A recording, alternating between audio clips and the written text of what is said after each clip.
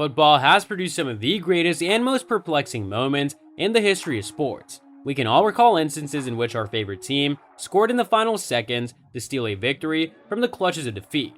We have also witnessed unbelievable athletes accomplish unbelievable exploits and wondered how on earth they did it. Simultaneously, we have witnessed a plethora of instances in which we have screamed at the television until we were blue in the face, imploring for someone or something to restore the world to its proper place as our team or idols lose complete control of themselves. Moments where nothing makes sense and our personalities, teams, officials, and governing bodies lose total control. Hello everyone, and welcome to another video. Today we'll be looking at craziest moments in football history. Yeah, you heard it right. 1982. Kuwaiti Sheikh gets a goal disallowed after protests. The 1982 World Cup could have generated an entire compilation of bizarre moments. Nevertheless, France vs. Kuwait was unquestionably the most amusing.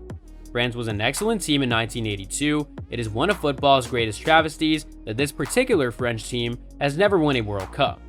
In 1984, they did manage to capture the European Championship, but returning to Kuwait, France completely and utterly outperformed the Kuwaitis. The Bleus were giving the Kuwaitis the runaround and had 4 goals disallowed for offside before going 4-1 up through a controversial Alan Giresse strike. Sheikh Fahad Al Ahmad Al Sabah, the president of the Kuwait Football Association, then attempted to have the match abandoned or France's 4th goal disallowed because his team halted because they heard another whistle. After protests, the goal was ultimately disallowed, much against the French protests. In addition, France scored once more through Maxime Bossi to win 4-1. 1982. Harald Schumacher tries to decapitate Patrick Battiston. The 1982 World Cup was one of the greatest in history. It had excellent objectives, teams, and players in abundance. Additionally, it featured the most controversial tackle and assault ever. In the semi-final match between France and Germany, Harald Schumacher, the German goalkeeper, delivered one of the most hazardous tackles ever to Patrick Battiston. If it had not occurred in the football field, he would have been sentenced to 6 months in prison. Battiston was compelled to depart the field unconscious with neck vertebrae injuries. Some French competitors even believed that he had passed away. To rub salt in the wounds of the French, Schumacher was exceptional in the penalty shootout that allowed Germany to advance. Contrary to rumors, Schumacher was not the best man at Battiston's nuptials. However, he did apologize, and they have remained friends to this day. 1994. Diana Ross gets to take a penalty and misses. The 1984 World Cup was expected to be the moment when football fever swept the United States. Overall, and despite a generally poor tournament, the event was well received and still retains the attendance record to this day. On an inaugural day, however, so much could have gone wrong. Someone in the FIFA and US soccer offices determined that Diana Ross would be the ideal performer to kick off the month-long tournament. They even permitted Diana to pay a fine. The plan was for Ross to shoot with such force that the goal was split in 2, allowing her to continue performing her song. She missed the mark entirely. 1996. Estonia vs. Scotland. One team in Tallinn. Anyone who has ever played youth football can recall a game where the opposing team did not show up.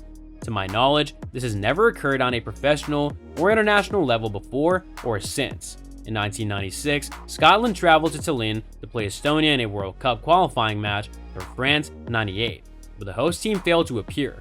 Everyone was aware that Estonia would not attend because they were protesting FIFA's decision to move the match from 6:45 to 3 because their floodlights did not satisfy the required standards.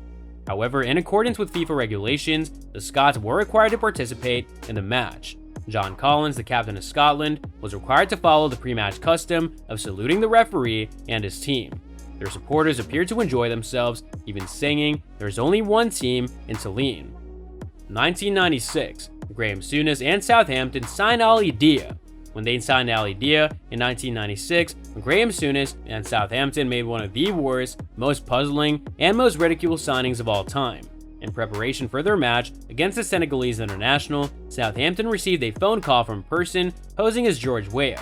In the phone conversation, Weah recommended the player and told them that they were getting a great deal. The Saints quickly recruited the player and even fielded him in the Premier League without conducting any background research on him. He was, needless to say, awful. So that's all for today's video. If you enjoyed it, remember to leave a like, subscribe, and ring that bell icon so that you never miss our upcoming videos. And don't forget to share your thoughts in the comments section down below. Stay tuned, and we'll catch you in the next video.